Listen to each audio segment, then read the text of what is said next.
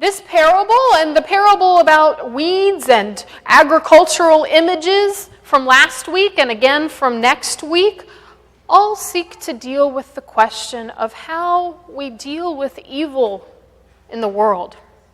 If God created the world good and all that is in it and looked at it and said, good, where did the problems, the trouble, even the evil in the world come from?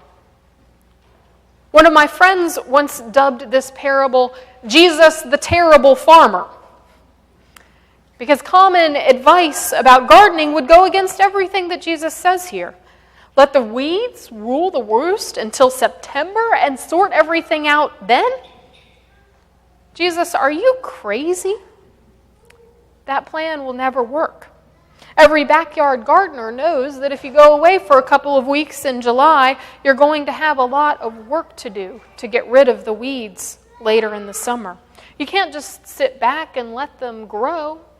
They'll absolutely take over.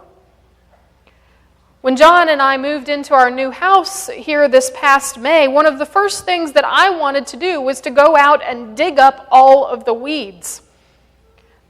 I knew that if we just let them grow, come July, it would be a huge problem for us to deal with. And so I went to town clearing everything out. This led to a couple of little tiffs about just how much I had cleared out and how well we could now see into our backyard, into our next door neighbor's yard. But I knew that we had to do it early, or we would be left with everything growing out of control. And if you remember last week, Pastor Ted talked also about this image that Jesus also uses. Weeds taking over if you don't attack them early. He told the story of how they had gotten a bunch of mulch that had wild strawberry seeds in it. I didn't know that wild strawberry plants have thorns, and so this was a big problem for them, having weeds creeping up. And so you better bet that every spring he was out early to get rid of the weeds. Strike while the iron is hot. But this week, in this parable, there seems to be another kind of weed at hand. This kind is not the kind that you can strike early. This kind of weed is not the kind that will choke out the seed, that will threaten it. This kind of weed, it seems to me, masks itself into looking like wheat until the last moment. When at the harvest, then you can finally tell them apart.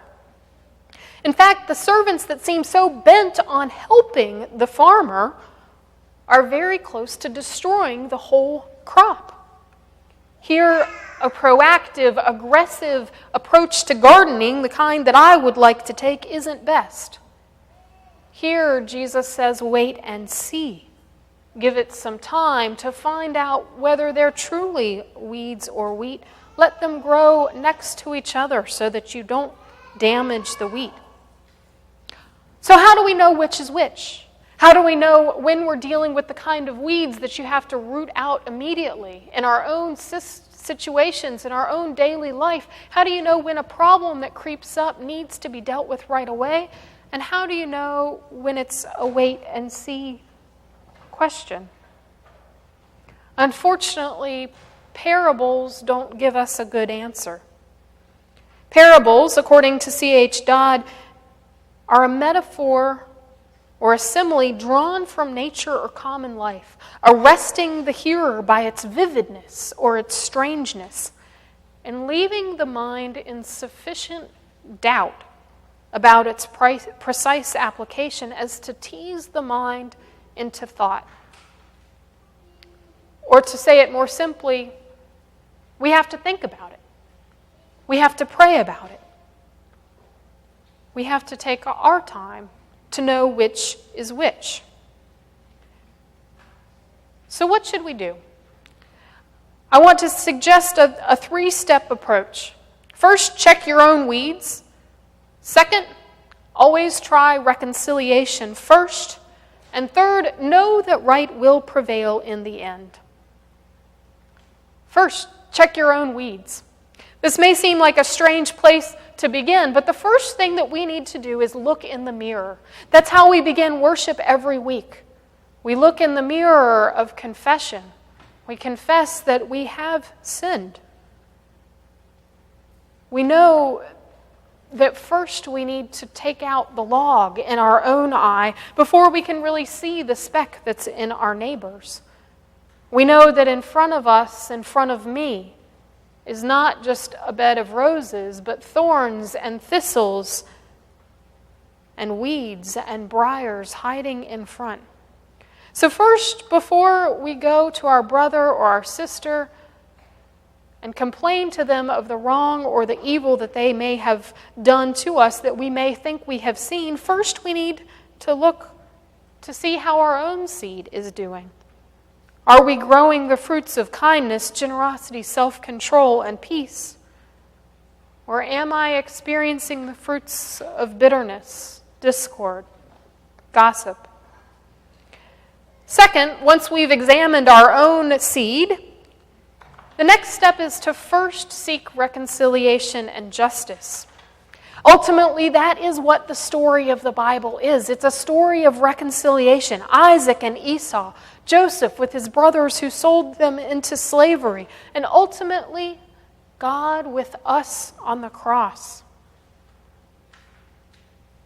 God desires reconciliation, and our role is to seek to do the same.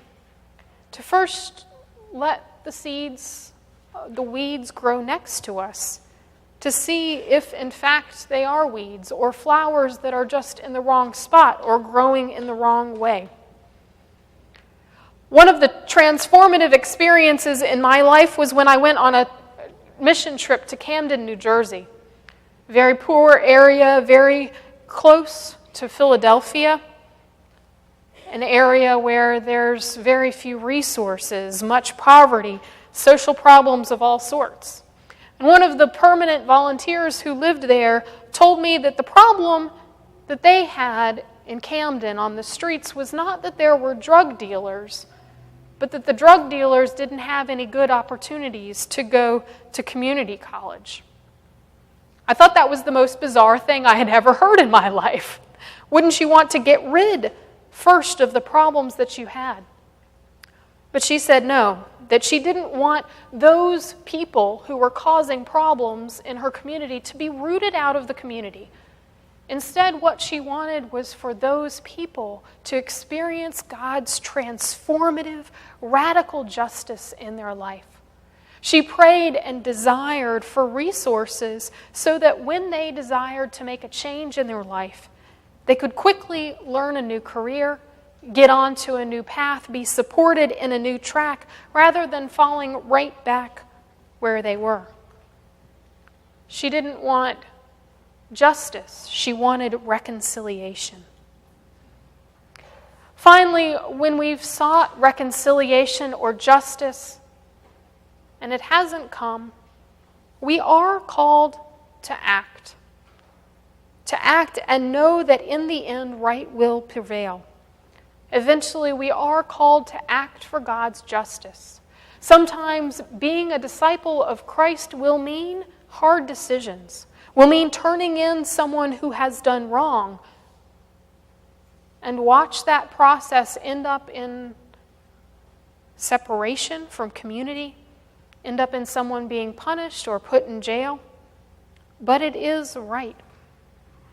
Or there may be many things in our lives that are much less dramatic than that, but times when we are called to act and step out for justice, to speak out at our own dinner tables and say that there is no place for racism or for unkind words.